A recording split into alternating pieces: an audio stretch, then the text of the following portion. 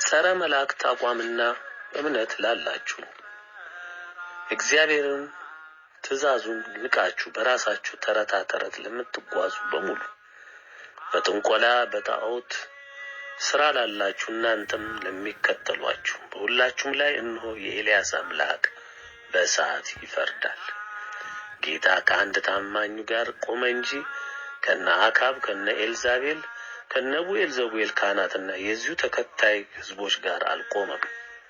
በተጻራሪው ከታመነው አገልጋዩ እውነትን ብቻ ከሚያጸናው ባሪያው ኤልያስ ጋር ቆመ። መልሱን በእሳት መለሰ። ቁጥራቸው ቢበዛም ከሃዲዎች የእሳት ራት ሆኑ እንጂ ከጌታ ፍርድ አላመለጡም። እናንተም ቁጥራችሁ በሚሊዮን ቢቆጠር ዋጋ የለውም። ጌታ ከአንድ እውነተኛ ጋር በመቆም በሚሊዮን ተቆጠሩ በቢሊዮን በእሳት ይፈርድባችኋል። ቁጥራችሁ በዝቶ ኃጢአትን እንደ ትክክል አንግሳችሁ ዓለም ብትሸፍኑ ጌታ ከጥቂት ወዳጆቹ ጋር ሆኖ እናንተን እውነትን ያነግሳል። እናንተና አባታችሁ ዲያብሎስ ከነ ኃጢአታችሁ ወንጀላችሁ እንደ ገለባ በእሳት ትቃጠላላችሁ። ይህም ይሆናል የጌታ እግዚአብሔር ትዕግስት አልቆ ተፈጽሟልና የእናንተም ወንጀልና ኃጢአት ሞልቶ ፈሷልና የግድ ያመጻን ዋጋ በሕይወታችሁ ትከፍሉታላችሁ። የጌታም ቀን ፍርድ ይገለጣል፣ አይርቅም፣ በቅርቡም ይሆናል። በየትኛውም የዓለም ገጽታ ላይ ነው እየሰራችሁት ያላችሁት አመጽ፣ እንዝርና፣ ነፍስ ማጥፋት፣ ዝርፊያ፣ ውሸት፣ ትዕቢት፣ ዘር ከዘር ማፋጀት፣ ዘረኝነት፣ ንቀት እንዲሁም ሴቶች ፍጹም ልቅ ታይቶ የማይታወቅ ምንዝርና፣ ጽንስ ማጥፋት፣ ወንዱም ግብረ ሰዶምነት ይሁሉ ወንጀላችሁ ዓለምን ፍጹም በኃጢአት ባህር እንድትሰጥም አድርጓታል። ስለሆነም ፍጹም ተጠርጋችሁ በእሳት መጥረጊያ ትበተናላችሁ፣ ከትቢያም ትቀላቀላላችሁ። ጌታ ይፈጽመዋል፣ ታዩቱም አላችሁ። የእግዚአብሔር ሕዝቦች የትም ሁኑ የት ጌታ አምላካችን ደርሶላችኋል። የሰራዊት ጌታ ምክር ይድረሳችሁ። በአመጽ ሰፈር አትገኙ፣ ከክፉዎች ራቁ፣ በስራቸውም በሀሳባቸውም አትግቡ። ከደም አፍሳሾች፣ ዘረኞች፣ ጨካኞች፣ ትዕቢተኞች፣ ውሸታሞች፣ አመንዛሪዎች፣ ሰካራሞች ራቁ፣ ፍጹም ራቁ። ቤተክርስቲያን ስትሄዱ ዘወትር እንጸልያለን በማለት ጌታን ሰቅለው ቁስሉን ከሚወጉ ጋር መስዋዕታችሁን አትቀላቅሉ። ብትሄዱም በየግላችሁ ጸሎት ጸልዩ። ዛሬ ሁሉም የእምነት ተቋሞችና መሪዎች የህይወት ባራኪ ሳይሆኑ የህይወት አጥፊ ናቸውና በቤታችሁ ልፈኛችሁን ዝጉ። በእንባ በፍጹም ልባችሁ በፍጹም ሐሳባችሁ ጸልዩ። ስለ ቋንቋችሁ አትጨነቁ። ልባችሁን የሚመረምር የአብርሃም አምላክ በእውነትና በመንፈስ በተሰበረ ልብ በእንባ ስትነግሩት ይሰማል። ትራሳችሁን በእንባ አርሱት፣ እንባችሁን ያብሳል። የታመነው የሰራዊት ጌታ ይህን የማንም ፍጥረት ሕሊና ሊመረምረው ሊያውቀው ፈጽሞ የማይቻለውን ዓለም በቅጽበት ይሁን ሲል የጸና እንዲሆን ያደረገ አምላክ ፍጹም ይወዳችኋል፣ ዋጋችሁንም ይከፍላል። የሰራዊት ጌታ እግዚአብሔር አብ፣ እግዚአብሔር ወልድ፣ እግዚአብሔር መንፈስ ቅዱስ አሐዱ አምላክ ይህንን ይላል። እስራኤል ሆይ ስማ፣ አምላካችን እግዚአብሔር አንድ አምላክ አንድ እግዚአብሔር ነው። አንተም እግዚአብሔር አምላክን በፍጹም ልብህ፣ በፍጹም ነፍስህ፣ በፍጹም ኃይልህ ውደድ። እኔም ዛሬ አንተን የማዘውን ይህን ቃል በልብህ ያዝ፣ ለልጆችህም አስተምረው። በቤትህም ስትቀመጥ፣ በመንገድህም ስትሄድ፣ ስትተኛም ስትነሳም ተጫወተው። በእጅ ምልክት አድርገህ እሰረው። በዓይኖችም መካከል እንደ ክታብ ይሁንልህ። በቤትም መቃኖች በደጃፎችም በሮች ላይ ጻፈው። ኦሪት ዘዳግም ምዕራፍ 6 ከቁጥር 4 እስከ 9። ሁሉን ቻይ ፈጣሪ የታመነ ነው። በሺህ የተቆጠረ ዘመንን ታገሳችሁ። ደም ሲፈስ፣ ወንጀል ሲሰራ፣ ምንዝርና፣ ውሸት፣ ክፋት፣ ተንኮል፣ ትዕቢትን ስታነግሱ በግሳጼና በመለስተኛ አባታዊ ቅጣት አለፋችሁ። ሁሉን ቻይ አምላካችን የነበረ ያለ የሚኖር ሁሉን የሚያሳልፍ ጌታ ሽንገላችሁን አየ። ዓለምን የዋጠውን ኃጢአታችሁን አየ። ምድሪቱም ጮኸች፣ ትሸከማችሁ ዘንድ አቃታት። ልዑል የጦር ልብሱን ለበሰ። ለሺዎች ዓመታት ከአያት ቅድመ አያቶቻችሁ ጀምሮ የፈተናችሁ ትዕግስቱ አለቀ። እንግዲህ ወዴት ይሆን መድረሻው? ሰውንም ፈጣሪንም በድላችኋል። ወዴት ነው መሸሸጊያው? እጅግ አስፈሪ ነው። እኔም እጅግ እየከበደኝ ተገድጄ ተናግሬአለሁ። ስለሚሆነው ሳስብ ፍጹም መድረሻ ያሳጣል፣ ይጠፋኛል። ይህንንስ ቁጣ ማን ይመልሰው ይሆን? አሁን ከፈጣሪ ፊት ወዴት መሰወር ይቻላል? እንግዲህ መልእክቴ ይኸው ነው። ትሰሙት ዘንድ ግድ ነው። እንዳይሰማ ማድረግ ደግሞ ባይሳካም በራስ ላይ ትልቅ ጉዳት መጥራት ነው። ጨረስኩ። ሐሳባችሁም ልባችሁም ከመልእክቱ ላይ እንዲሆን እያሳሰብኩ እኔን ለመፈለግ አትድገሙ፣ አታገኙኝም። ቢሳካላችሁ እንኳን የምረዳችሁ የለኝምና እኔ አንድ ውዳቂ ድሃ ነኝ። አንድ ምስኪን ተላላኪ መልእክት አደረሰ። በቃ ስራው ይኸው ነው። እዚሁ ላይ ያበቃልና አስጀምሮ ላስጨርሰኝ የአብርሃም የይስሐቅ ያዕቆብ አምላክ የነ ኤልያስ አምላክ የሐዋርያቶች አምላክ ልዑል እግዚአብሔር አብ እግዚአብሔር ወልድ እግዚአብሔር መንፈስ ቅዱስ አሐዱ አምላክ ስሙ ይባረክ። ቅን ፈራጅ ጌታ ከፍ ከፍ ይበል። አሜን።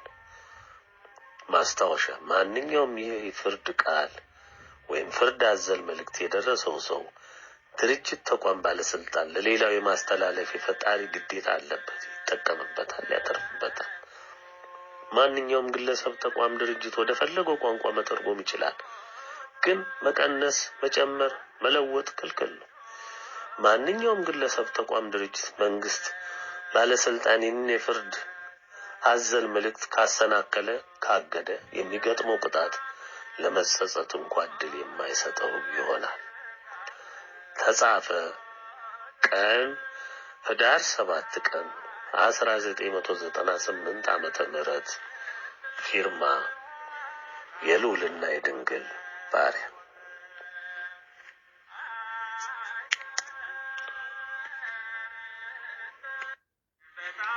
በስመ አብ ወወልድ ወመንፈስ ቅዱስ አሐዱ አምላክ አሜን። ቅድስተ ቅዱሳን ድንግል እናታችን እመቤቴ ማርያም ስሟ የተመሰገነ ይሁን። ቸሩ አምላክ የሰራዊት ጌታ እግዚአብሔር ስሙ ይባረክ። እንግዲህ መልእክት አንድን ሰምታችኋል። ያ የመጀመሪያው ፍርድ የተገለጸበትና በመላው ዓለም ላለው ገዥም አለቃ ምንዝርም ሁሉም ያዳም ዘር በፍርዱ የሚታይ መሆኑን የሚያረጋግጥ መሆኑን ሰምታችኋል።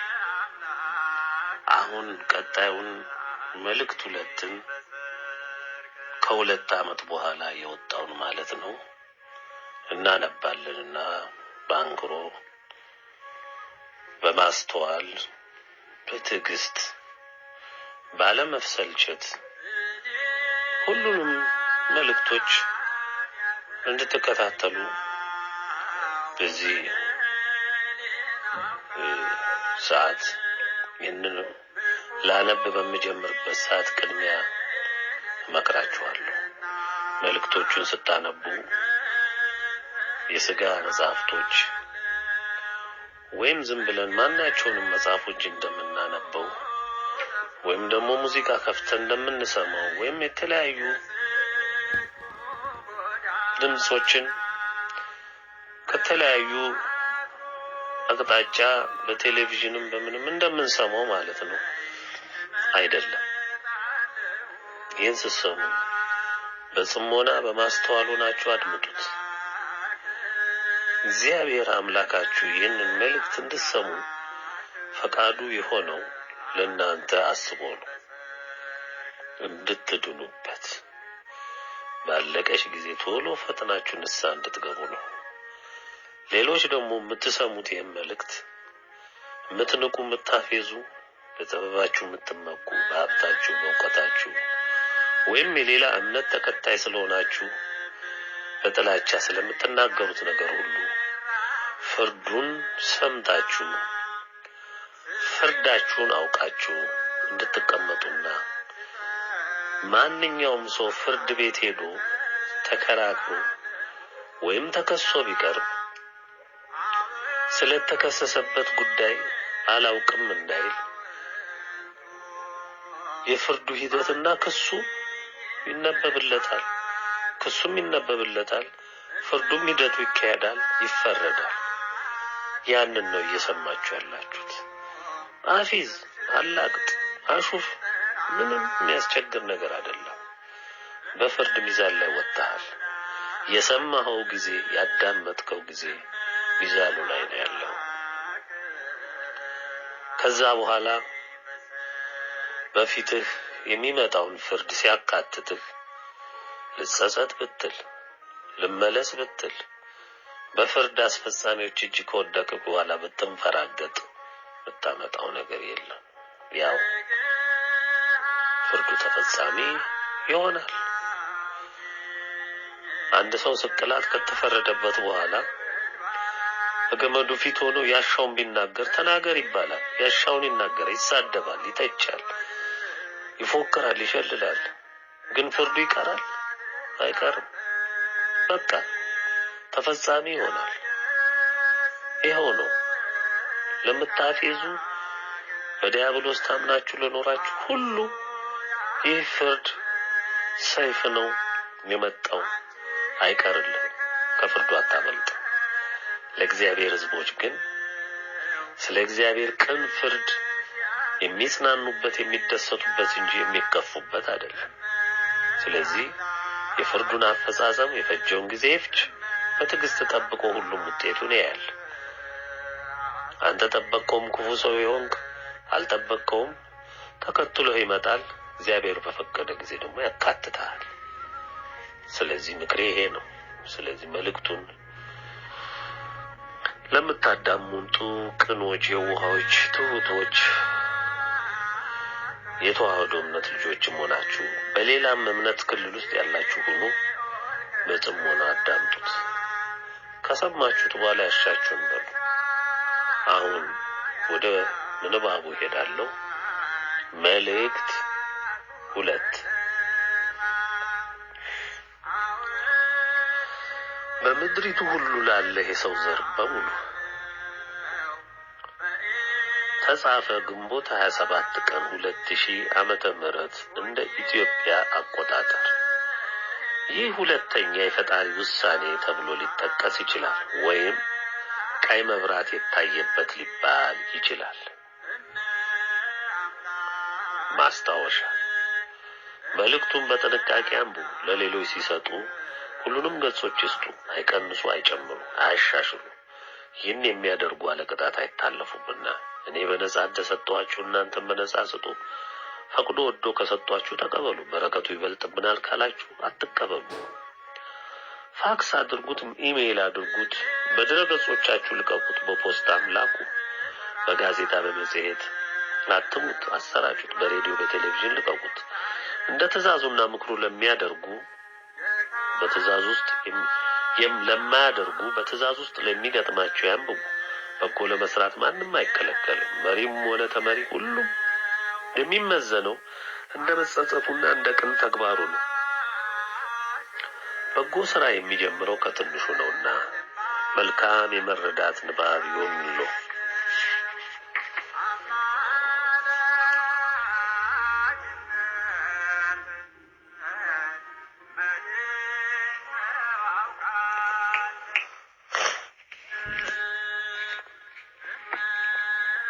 ገጽ 1 በምድራችን ሁሉ ፊት ተበትኖ ለሚኖር መላ አዳም ዘር በሙሉ። ሁለተኛውና የመጨረሻው መልእክት ነው። ሌላ የሚመጣ የለም። እዚህ ላይ ላብራራው። ሌላ የሚመጣ መልእክት የለም ሲባል ፍርዱን በተመለከተ ነው። ከመግቢያው ላይ ቀይ መብራት ብሎ እንዳሳወቃችሁ ሁሉ ቢጫው አንደኛው መልእክት ነው። ይሄኛው ደግሞ ቀይ በራ ሲል ይግባኝ ተብሎ በፍርዱም አቤቱታ ቀርቦበት ብዙ ቅዱሳን አባቶች፣ ቅዱሳን መላእክት ሁሉም ፍርዱ ከባድ ነውና ወደ ልዑል አቤት ብለው ይግባኝ ብለው በሰውኛ ይግባኝ ብለው በእግዚአብሔር ፊት ግን ምሕረትን ለምነው ሰው ስላልተጸጸተና ስላልተመለሰ ወደ ፍርድ ወደ ይፈጸም ዘንድ ይግባኙም ይጸና ዘንድ ፍርዱ ይጸና ዘንድ ስለተወሰነ ይህ ሁለተኛው መልእክት ያንን ነው የሚያረጋግጥልን። ስለዚህ ሚስጥሩ ይሄው ነው። ሁለተኛውና የመጨረሻው መልእክት ነው፣ ሌላ የሚመጣ የለም ይላል። የተወሰነውን ወደ ተግባር ከሚለውጥ በስተቀር።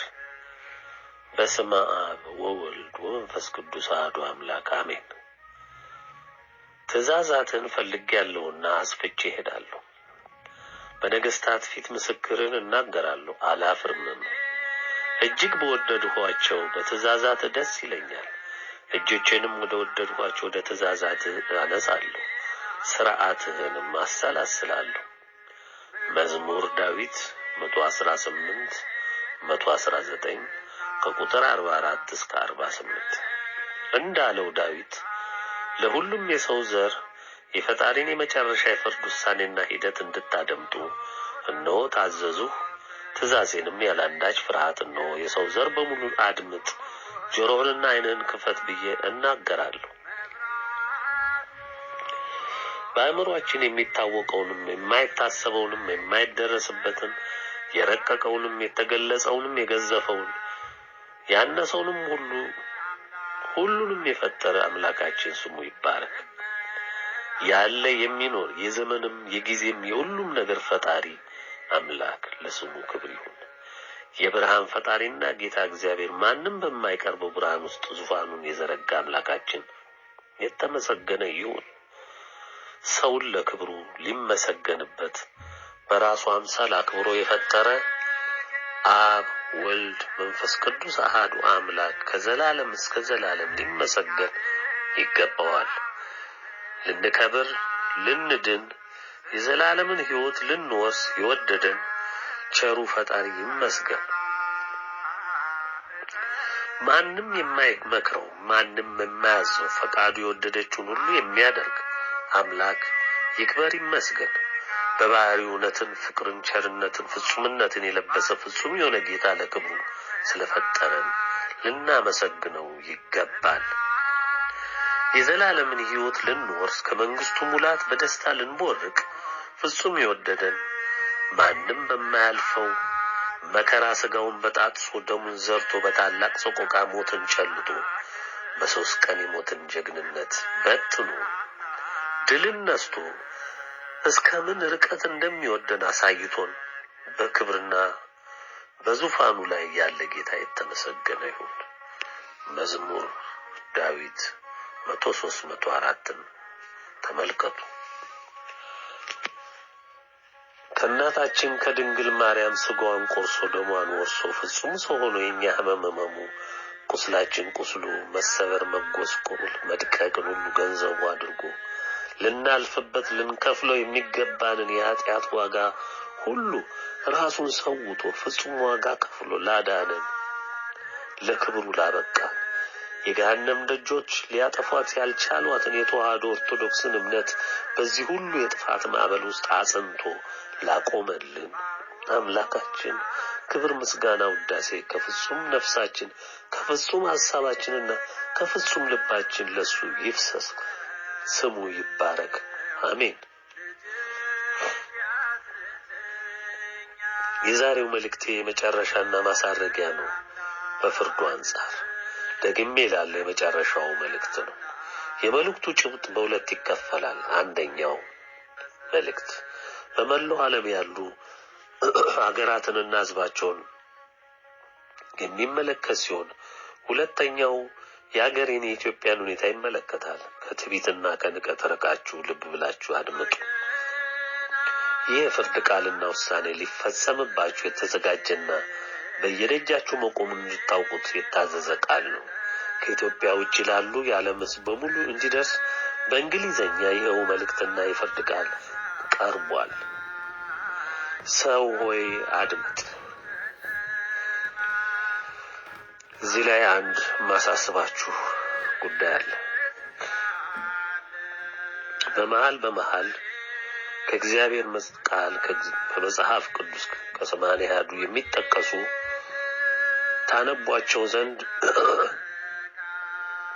የሚገቡ ቃሎች ተጠቅሰዋል። ቁጥራቸውና ምዕራፋቸው ተጠቅሷል። ያንን ማንበብ የእናንተ ግዴታ ይሆናል። እዚህ ገጽ 1 ላይ የተጠቀሱን አነባለሁ። በያሉበት ስደርስ አነባለሁ። መጽሐፈ ሳሙኤል ቀዳማዊ ምዕራፍ 1 መጽሐፈ ሳሙኤል ቀዳማዊ 1 ምዕራፍ 2 ከ1 እስከ 10 ተመልከቱ። መዝሙር ዳዊት ከ18 እና 19 መዝሙር ዳዊት 32 33 ከቁጥር 16 እስከ 22 ተመልከቱ። ሰው ሆይ አድምጥ፣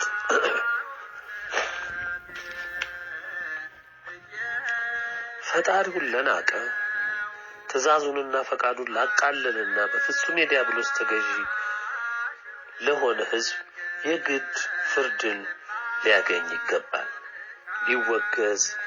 ሊወቀስ፣ ቢገሰጽ፣ ቢገረፍ በፍጹም የማይሰማ ከአንዱ ጥፋት ወደ ሌላው የሚሸጋገር የፈጠረውን አምላክ ትዕግስት የሚፈታተን አልፎም የሚሳደብ በያዘው ዕውቀት የሚታበይና ራሱን ከፈጠረው ጌታ በላይ ያደረገ የዘመኑ ሰው የግድ የፈለገውን እሬቱን ሊጋተው ይገባል። መዝሙር ዳዊት 10 አንብቡ። ከሌሎች ፍጥረቶች ሁሉ ትለያለህና በፈጣሪ አምሳል የተፈጠርክ ሰው ነህና እንደ ስብዕና አስብና አድምጥ። ጆሮህን ክፈት፣ ዓይንህንም ይገለጥ። በገደል ጫፍ ላይ ቆመሃል፣ ልትተፋ ልትጣል ነው። የዘላለምን ጨለማ የዚችንም ዓለም እንግድነት በውርደት ልትጨልጥ ነው። አስተውል፣ አስብ፣ ፈጥነህ አድምጥ። ይህ መልእክት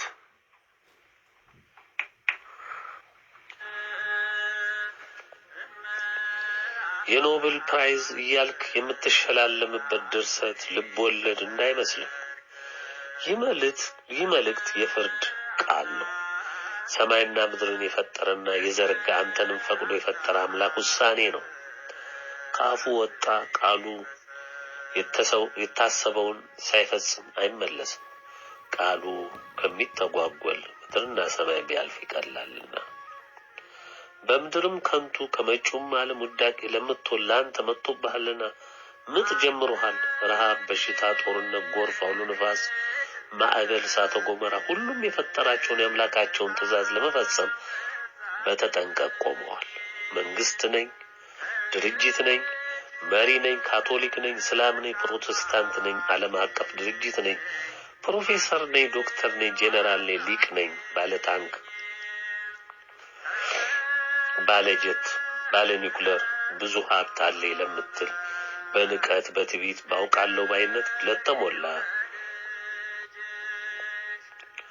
ውሸትን እንደ ጥበብ ለለበስክ ጨካኝ ነፍሰ ገዳይ ለሆንክ ሁሉ ትቢያ ነህ፣ አትጠራጠር። ወደ ትቢያነት ትመለሳለህ። መና ነህ፣ እንደ ጢስ ትበናለህ። የፈጣሪን ቁጣ የቀሰቀሰው አመፅህ የሚበላህን እሳት ወልዷል። ይበላሃል፣ አታመልጥም። የሰራዊት ጌታ እግዚአብሔር ይህን አስቧል። የሚያስጥለውስ ማን ነው? እጁ ተዘርግታለች፣ የሚመልሳትስ ማን ነው? ኢሳይያስ 14 ቁጥር 27። ማንኛውም ይህ መልእክት የደረሰው ሰው ለሌላው ወገኑ ሳያጎል ሳይጨምር ሊያደርስ ይገባዋል። ለሁሉም እንዲደርሰው አቅሜ የፈቀደውን ሁሉ አድርግ። ለፈጣሪ መታዘዝ ማለት ሌላ ወንድምና እህት የሚድኑበትን ከሞት አደጋ የሚያመልጡበትን ሁሉ ማድረግ ነው። በቅንነት በየዋህነት የፈጣሪውን ትእዛዝ በማክበር ለሚለፉ ዋጋው ይከፈለዋል። ይህ መልእክት ለሁሉም የሰው ዘር ሊደርሰው ይገባዋል። ቢቀበልም ባይቀበልም ቢሰማም ባይሰማም አንተ ፈጣሪ የጣለብን አደራ ተወጣ። ንገረው። አልሰማ ካለ እጅን አጨብጭበህ የእግርህን ትቢያ አራግፈህ አንተ እንዳራገፍከው ሁሉ የሰራዊት ጌታ እግዚአብሔርም እንደዚያው እንደ ትቢያው ይበትነዋል። ስለዚህ አንተ መልእክቱን አድርስ። ቢፈልግ ይጣለው፣ ይቅደደው፣ ይተችም፣ ይመጻደቅም። እንደለመደው የክርክር የፍልስፍና አጀንዳም ይክፈትበት። ያሻውንም ይበል። የሚከፍለውን ዋጋ በእግዚአብሔር እጅ ነው። በመሆኑም ሳይውል ሳያድር ዋጋውን ይቀበላል። አላግጦ ንቆ አሹፎ የሚኖርበት ዘመን አልቋልና። ማንኛውም ሰው ይህንን መልእክት ካነበበ በኋላ ቀድሞ ራሱን ቢያይ መልካም ነው። ብዙዎች እንደ ሕይወታቸው ልምድና እውቀት እንደ ተግባራቸው ሊያዩና ሊተረጉሙ ይችላሉ። ይህ በዚህ ገሃድ ዓለም በሚፈጠር የሥጋ ጭቅጭቅ የሚፈቀድና የተለመደ ነውና። ስለዚህ የተወደዳችሁ ወንድሞቼ ሆይ ደክማችሁ ወይም ድካማችሁ በጌታ እግዚአብሔር ከንቱ እንዳይሆን አውቃችኋል። የምትደላደሉ የማትነቃነቁም የጌታ ሥራ ሁልጊዜ የሚበዛላችሁ ሁኑ። ወደ ቆሮንቶስ ሰዎች ምዕራፍ 1 ከቁጥር 15 እስከ 58። ይህ የምታነበው ቃል ከፈጣሪ ጋር የቀረበ ግንኙነት ባላቸው ለተልእኮ በታመኑ አገልጋዮቹና ባሮቹ የተጻፈ የሚወቅስ ባትሰማ ባትመለስ ዋጋህን የሚሰጥ የፍርድ ቃል ነው። በሥጋ ምኞት በግል ስሜት የመጣ እንዳይመስልህ። እዚህ ውስጥ የምትሰማውና የምትረዳው መልእክት አንዱም ነጥብ ሳይወድቅና ሳይለወጥ ይፈጸማል። ቆሞ ተርፎ ለማየት ያድልህ እንጂ በእርግጥ መታወቅ የሚገባው እውነቱን አውቀህ ላልተመለስክ ልክ እንደ ኖህ ዘመን ሰዎች ጥፋቱ አንገት ደርሶ ተጸጽተው ወደማትመለስበት ጫፍ ሲያደርስ በዚያ ሰዓት ብቻ ታውቀዋለህ። ይህ ቃል እውነት መሆኑንም ወደ ሞት እየተላለፍክ ለነፍስህ ለራስህ ለውስጥ ነግረህ ታከትማለህ። ስለዚህ ስማ፣ የአዳም ዘር አድምጥ፣ ፍርድ ወጥቷል፣ ማምለጫ የለም። በ1998 ዓመተ ምህረት በህዳር 7 ቀን እንደ ኢትዮጵያ አቆጣጠር በ21 ገጽ የተላከ የመጀመሪያ መልእክት የላኩ ሲሆን ታላላቅ አገርና የዛም መሪ ነን ለሚሉ የሥጋው መሪዎች መንፈሳዊ መሪ ነን ለሚሉም በአደራ ፖስታ እንዲደርሳቸው ልኬላቸዋለሁ። በአዲስ አበባ ለሚገኙ 17 ሀገሮችና ዓለም አቀፍ ድርጅቶች እዚህ ባኖራቸው ኤምባሲዎቻቸው በኩል በአደራ ፖስታ በአድራሻቸው ልኬያለሁ። በአገሬ ለብዙዎች በግል እንዲደርሳቸው አድርጌያለሁ። መላው ሕዝብም በየቋንቋው ተርጉማችሁ እንድትገልጹ አሳስቤያለሁ። ኃላፊነቱንም እንደምትወስዱ ገልጫለሁ። ይሁንና ልቃችሁ ይህንን ሳታደርጉ ቀርታችኋል። የሚገርመው አንድም የመንግስት ድርጅት መንፈሳዊ ተቋም ተብዬ ለወገኖቹ ለሚመራው ሕዝብ የገለጸው የለም። ይሁንና ዛሬ በዓለማችን ከ2 ዓመት ወዲህ እየተከሰተ ያለውን የምጥ ጅማሩ ስትመለከቱ ቆይታችኋል። ይህም አይቆጠቁጣችሁም። ስለዚህ የዛሬው የሞት መርዶ መጥቶልሃል። የአባታችሁ የዲያብሎስ ሥራ የዘፈን፣ የዳንስ፣ የፊልም፣ የስፖርት፣ የፍጅት፣ የአደጋ ዜና ብታገኙ በሰከንድ በረጫችሁት ነበር። ይሁንና ለእኔ አይገደኝም። ሊያውቅ የሚገባው በተለያየ መንገድ ደርሶ ታውቆታል። ያላወቀውም አሁን እያወቀው ነው። በዚያ የመጀመሪያ መልእክት የሚገጥማችሁን በግልጽ ተነግሯል። ስራችሁም ተገልጿል። የእሳት ባህር ይጠርጋችኋል። የሚያለምን የሙቀት መጠን መጨመር እየተመለከትነው ነው። በሳይንስ ትመልሰዋለህ። ጠብቀው። ለሚያስተውል ራሱንና ወገኑን የት እንዳሉ የሚያይበት መነጽር ነው። አሁን ያ ወቅት ሳትጠቀምበት አልፏል። 2ኛ ዓመቱን አጠናቋል። መጪው ምንድን ነው የሚለውን መመልከት ተገቢም አስፈላጊም ነው። በመጀመሪያውም ሆነ በዚህ በሁለተኛው መልእክት የተገለጸ ሁሉ ይፈጸማል። አንዳችም የሚቀር ነገር የለም። ዓለም የተለያየ መጠን ባለው ችግር ውስጥ ወድቃለች። ሙቀት ጨምሯል፣ ረሃብ ነግሷል፣ ግጭት በዝቷል፣ የአየር ንብረት ተለውጧል፣ ምድር ባህሪዋን ለውጣለች። ይህ ሁሉ ልክ ነው። ይኸው ጥፋት በብዙ መቶ እጥፍ በከፍተኛ መጠን ይጨምራል። የዲያብሎስ ልጆች በእሳት ባህር ለመጠረጋችሁ መጠራጠር የለባችሁ። የቻይናን ምድር ያንቀጠቀጠና ያፈረሰ በርማን የጠረገ የቁጣ ምልክት ምን ይመስላችኋል? እናንተ ጋር አይመጣም? የሚያግደው አለ? በሺህ እጥፍ ይመጣላል። እና እናንተ ሞት ሲውጣችሁ ብቻ የሚገባችሁ ናችሁ። ስለዚህ ጠብቁት። አንዲት እርጉዝ ሴት ልትወልድ ወሯ ሲገባ ይጎረብጣታል፣ ይወጋጋታል፣ ጭንቅ ይላታል። ይህም የምጥ መምጫው ምልክት ነው። ዛሬም በዓለማችን የሚታየው ይኸው የጥፋት መምጣት ምልክቶች ናቸው። ታላቁ ምጥ ገና ይጀምራል። የትስ ታመልጣላችሁ? ከጌታ ወዴት ትሸሽጋላችሁ? እውቀታችሁ፣ ሀብታችሁ፣ ግንባችሁ፣ መኪናችሁ፣ አውሮፕላናችሁ፣ የቆፈራችሁት መደበቂያችሁ፣ ወታደራችሁ፣ ጥበባችሁ ለመሆኑ የቱ ነው ከፈጣሪ ቁጣ በትር ሸሽጎ የሚያኖራችሁ? ረሃብና ኢኮኖሚ ችግር ለድሃው ብቻ እንደመጣ ትናገራላችሁ። ባለጠጎች ናችሁና በወርቃችሁ በብራችሁ እንድናለን ባዮች ናችሁ። ጠብቁ፣ ውጤቱን ታያላችሁ። ከተደበቅህበት ፈትሾ ገብቶ የሚበላ እሳት ይመጣልሃል። ኢሳይያስ ምዕራፍ 13ን ተመልከት። በእግዚአብሔር ቤት መሸሸግ የሚቻለው ለመሸሸግም ለምኖ ከፈጣሪ ለማስታረቅም ለመታረቅም ለሁሉም የሚበቃ መንፈሳዊነትና መንፈሳዊ አባቶች ሲኖሩ ነው። ከዓለማዊው አመጽ ይበልጥ አመጽ የሚፈጸመው በእምነት መሪዎች ነው።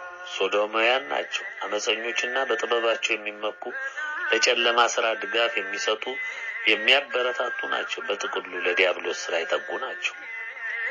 ከተጣመመና የእግዚአብሔር መንፈስ ቅዱስን ትምህርትና ፈቃድ ከናቀና ከደፈረሰ ከደለዘና ከለወጠ የድፍረት ትምህርታቸው በላይ አመጻቸው የበረታ ነው። ነፍሰ ገዳዮችን የሚባርኩ በእምነት ሽፋን የፖለቲካ ስራን የሚሰሩ ወደ ተለያየ ስፍራም ሲሄዱ በቀሚሳቸው የረቀቀ የዲያብሎስን ተልእኮ ለማስፈጸም የሚተጉ ናቸው። እናንተ የእግዚአብሔር ትእዛዝ ወዴት ስትተዋወቁ? እናንተና የእግዚአብሔር ትእዛዝ ወዴት ስትተዋወቁ? ሕንጻ ቢያምር እውነትን አያሳይ፣ በረቀቀ ጥበብ ቢሰበክ አያንስ። ውስጣችሁ በአመጽ የተገነባና ለዲያብሎስ ፈቃድና ለጨለማ አሰራር የተገዛ በመሆኑ እንዴት መልካም ይወጣችኋል?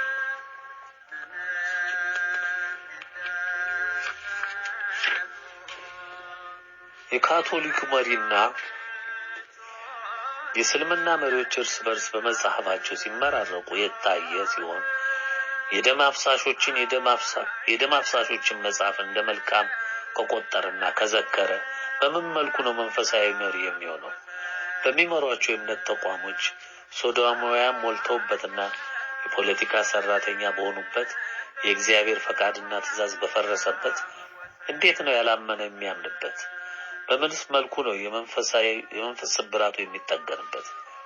በመጀመሪያው መልእክት እንደተገለጸው ብዙ የእምነት መጽሐፍትና የመስኩ ጠበብቶች አሏችሁ፣ ብዙ ጽፋችኋል።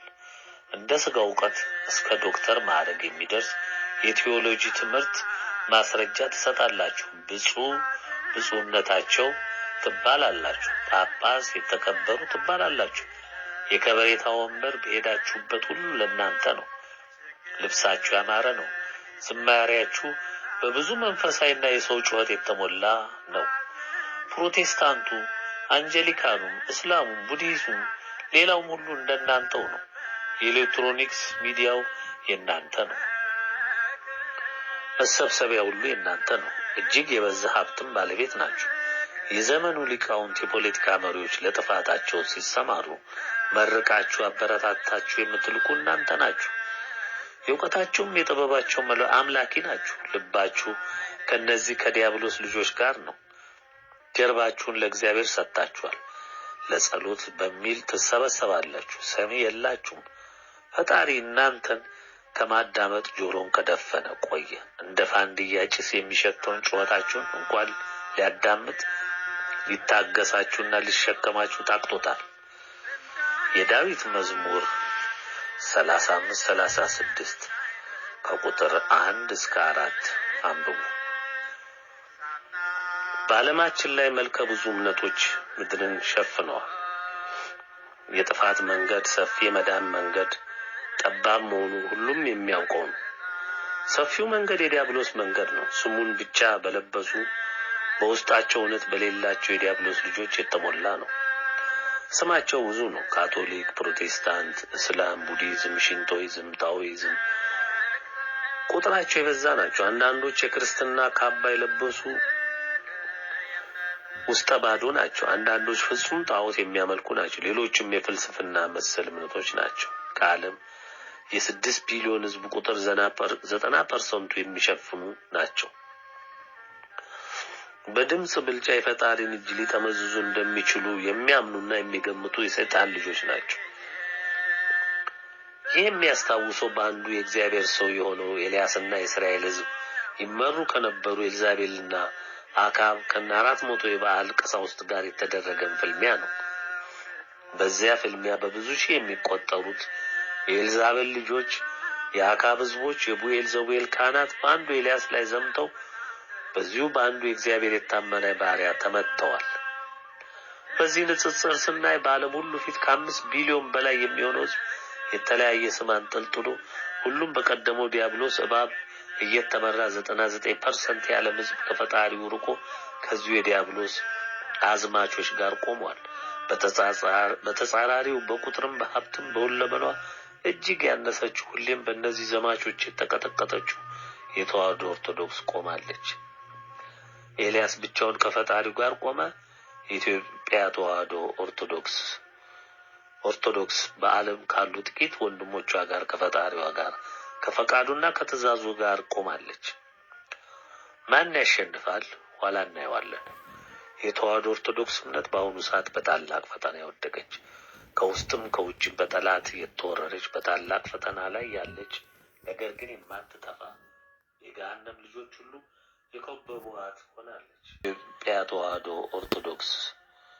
ኦርቶዶክስ በዓለም ካሉ ጥቂት ወንድሞቿ ጋር ከፈጣሪዋ ጋር ከፈቃዱና ከትእዛዙ ጋር ቆማለች። ማን ያሸንፋል? ኋላ እናየዋለን። የተዋህዶ ኦርቶዶክስ እምነት በአሁኑ ሰዓት በታላቅ ፈተና የወደቀች፣ ከውስጥም ከውጭም በጠላት የተወረረች፣ በታላቅ ፈተና ላይ ያለች፣ ነገር ግን የማትጠፋ የገሃነም ልጆች ሁሉ የከበቡባት ሆናለች። የመላው ዓለም የዲያብሎስ ፍትሐ አውራሪና ሰራዊቱ በዚች የተዋህዶ እምነት ላይና የጸና መሰረቷን ባጸናችባት በአገሬ በኢትዮጵያ ላይ ለዘመናት የቆየና የሸበተ ሁለገብ ጦርነት አካሂዶባታል፣ እያካሄዱም ይገኛሉ። ዛሬም በአመራሯና በውስጧ የተቀመጡት ከጠላት የወገኑ የጠላትን ፈቃድ በማስፈጸም ላይ የሚገኙ ሲሆን ከማዕከል እስከ መንደር ድረስ በዘለቀ እጅና እግራቸው የቤተ ክርስቲያኗን መሰረትና ጽናት ለመዳት እየተጉ ይገኛሉ። የፖለቲካው መሳሪያ በመሆናቸው ከመንግስት ኃይሎች ጋር በመተባበር እያፈረሱ ለመሆናቸው ሁሉ የሚያውቀው እውነት ነው። ህዝቡም ፍጹም ስቶ የዘመናችንን የጥፋት ሰዎች ባህልና እምነት ወርሶ የዲያብሎስ ሰራተኛ ሆኗል። አመንዛሪ ነው፣ ሌባ፣ ቀጣፊን፣ ነፍሰ ገዳይ፣ ሐሰት ተናጋሪ፣ መስካሪ ነው። አምላካቸው ያሆነው የቀደመው እባብ ዲያብሎስ ለጥፋት ዓላማው ከአያት ከቅድመ አያቶቻችሁ ጀምሮ እስካሁን እየዘለቀ ባለው ጊዜ የተለያዩ የጥፋትና የጨለማ ህጎችን አስጨብጧቸዋል። ሰማይና ምድርን የፈጠረውን አምላክ ፈቃድና ህግ ንቃችሁ በዲያብሎስ ህግና ፈቃድ የምትመሩ ሆናችኋል። ማመንዘር መብት ነው፣ መዋሸት ጥበብ ነው፣ የዳን ፍርድ ማጣመም ትክክል ነው፣ ለባለ ሀብቶችና ለባለ ስልጣኖች ቆሞ ዳን ማሳደድና በበደል መግደል አግባብ ነው ብላችኋል። ዘረኝነትን፣ ሰዎችን በዘራቸው የበላይና የበታች ማድረግ፣ ሶዶማዊነት፣ የወሲብ ኢንዱስትሪ፣ የዳን ጉልበትና ልፋቱን መንጠቅ፣ የጥፋት መሳሪያ አዘጋጅቶ የህዝብ ማፋጀት፣ እኒህ ሁሉ በሙሉ ትክክለኛ ስራ ናቸው ብላችኋልና ባቢሎን፣ አሜሪካ፣ ግልገል ባቢሎናውያን ወይም አውሮፓ የሚያወጡት ህግ ያባታቸው የዲያብሎስን በመሆኑ በዚህ በመመራት በጅምላም ሆነ በነጠላ የማይፈጽሙት ፍጅት የለም። ትንቢተ ኤርምያስ ምዕራፍ 23 ከቁጥር 9 እስከ 40 ዛሬ ገንዘብ አምላክ ነው። በገንዘብ የማይገዛ ነገር የለም። የሁሉም ሰው ጣዖት ገንዘብ ነው። ዓለም በሙሉ ህልውናውን ለገንዘብ ሸጧል። ገንዘብ ደግሞ ዋነኛው የዲያብሎስ መሳሪያ ነው። ለዲያብሎስና ለእናንተ ለጭፍሮቹ ብቻ የሚጠቅም የዲሞክራሲ መብት ትላላችሁ። አዘጋጅታችሁ ሁሉንም ህዝብ በዚህ ትነዳላችሁ። ለዚህ ዲሞክራሲ ለሚለው ብሂልና ህጋችሁ አልገዛም፣ በፈጠረኝ አምላክ ህግ ነው የምገዛ ያለውን ሰውም ሆነ ተቋም ታሳድዳላችሁ፣ ትገድላላችሁ፣ ታስራላችሁ። ይህም ዘወትር የምትፈጽሙት ተግባራችሁ ነው። በዓለም ላይ እንድንኖር የፈጠረን አምላክ የሰጠንን የፈቃዱን ህግና ስርዓት በተዋህዶ ኦርቶዶክስ እምነት ጸንተው አባቶቻችን አልፈውበታል። ለእግዚአብሔር እውነት ተሰውተውበታል። የሚፈለገውንም ዋጋ ከፍለው አልፈዋል። ይኸው ተዋህዶ ኦርቶዶክስ እምነት በአገሬ ቆማ አልጠፋ ብላችሁ እነሷንም እንደ ድርጅት ለማጥፋት የተሰካላችሁ ሆኗል። እንደ ግል እምነት ግን በየሰው ልብ ውስጥ እግዚአብሔር ስለተከላት አልጠፋ ብላለች። ቫቲካን፣ ፕሮቴስታንት፣ ሙስሊም፣ ቡዲዝም፣ ሂንዱይዝም፣ ኮንፊሽየስ ማናቸውም የእምነት ድርጅት ቅርስ የያዘ በሙሉ ህልሙም ጥረቱም በዘመቻውም ይችን የእግዚአብሔር ቤት የሆነች ፈጽሞ ለማጥፋት ነው። ሁሉም የዓለም ገዦች፣ የእምነት መሪዎች በመሪያቸው በጨለማው ገዢ እየተመሩ ተዋህዶን ለማጥፋት ይደክማሉ። የሾሟቸው፣ ያሳደጓቸው፣ የኮተኮቷቸው ጳጳሳት ስራቸው ይኸው ነው። ለዚህም ዛሬ በኢትዮጵያ ምድር ቁጥሩ የበዛ እስላም፣ ፕሮቴስታንት፣ ካቶሊክ፣ ሌላም የሞላው ይህ ሁሉ የእምነት ተቋምና ድርጅት ከጧት እስከ ማታ ዘምቶና አጥፍቶ የሚገባው የተዋህዶ ኦርቶዶክስ እምነትን ነው። ዘመቻቸው መጨረሻው ጣሪያ ላይ በመድረሱ በውጮች የተተከሉት ጳጳሳት፣ ዲያቆናት፣ አገልጋይ ተብዬዎች በተለያየ ዲያብሎስ የዘመቻ ስልት ተመርቀውና ተክነው ለሆዳቸው ያደሩ ሆነው የተለያየ ጠላት ዶክትሪን አንጠልጥለው እንደ ቅባት፣ ጸጋ፣ ተሐድሶ የሚል የዲያብሎስ የረቀቀ ማጥፊያ አዝለው የማፍረስ ስራ መስራት ከጀመሩ ረጅም ዘመን ተቆጠረ። ከዚህ ዘለሉትም በሆዳቸው እንዲያስቡ ተደረገ። ለፖለቲካው መሳሪያ ሆኑ። ለፈጣሪ መገዛት ተው። ምዕመኑን ለአውሬ በተኑ። ሆዳቸውን ለመሙላት ከቅርስ ጀምሮ ማናቸውንም ነገር ገንዘብ ያወጣል ብለው ያመኑበትን ሁሉ ሸጡ፣ ለወጡ። አልጠፋ ያላቸው ከሰው ልብ ብቻ ነው። ሁሉ የሚቀናበረው ታዲያ ዓለምን እየነዳ ባለው የቀደመው እባብ ነው። ዙፋኑን በአሜሪካ፣ በአውሮፓ፣ በኤሽያ፣ በመካከለኛው ምስራቅ ተክሎ ለተቀረው የዓለም ክፍል እንደየአቅማቸው የሚመጥን ማዘዣ ጣቢያ አደራጅቶ ዓለምን ወደ ጥፋት እየነዳ ይገኛል።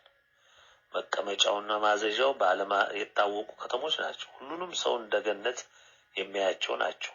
እነ ኒውዮርክ፣ እነ ዋሽንግተን፣ እነ ለንደን፣ እነ ፓሪስ፣ እነ ብራስልስ፣ እነ ማድሪድ፣ እነ ሊዝበን፣ እነ ፔኪንግ፣ እነ ሞስኮ፣ እነ ቶኪዮ ወዘተ አይደሉም እንዴ?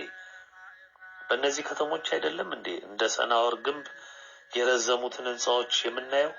በእነዚህ ከተሞች ገዝፈው ከሚታዩት ያማሩ ህንጻዎች የነ ቫቲካን፣ የነ ፕሮቴስታንት፣ የነ አንጀሊካን፣ የነ ሙስሊም፣ የነ ቡድሃ አይደሉም እንዴ? የእምነት ዩኒቨርሲቲዎች ከሚሊዮን መጻሕፍቶቻቸው ጋር ያሉት የት ነው?